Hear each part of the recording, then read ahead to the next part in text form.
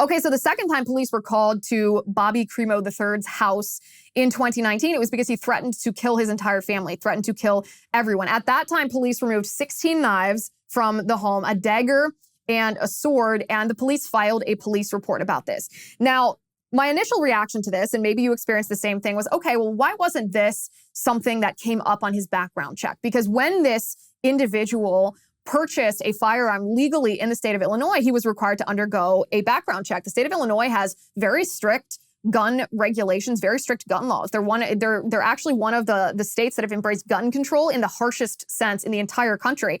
So it seems like, okay, well, that should be a case study then. The state of Illinois should be a case study in identifying whether gun control laws actually prevent atrocities like this. Do gun control laws actually prevent gun violence? And one of the things that the left has done for a long time is they say, well, the reason that Chicago is so violent, the reason that there's so much gun violence in downtown Chicago isn't because gun control laws make people less safe, which they do. This is just the left's talking point.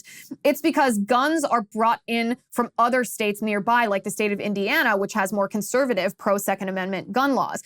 That's not an excuse that can be used in this situation because Bobby Crimo III purchased a firearm legally in the state of Illinois. He passed the background check that he was required to undergo. So how did that happen? How did he pass that background check when police had been called to his house twice? Well, the suicide doesn't work against you in the case of purchasing a firearm in the future when it's this far removed from the incident. But a threat to kill everyone should be a reason that should result in a conviction that would show up as a disqualifier for purchasing a gun. Well, the reason that it isn't a disqualifier in this case, or it wasn't a disqualifier in this case, is because his family did not press charges. Even though they considered this to be a credible enough threat that they called law enforcement on their son, they did not press charges.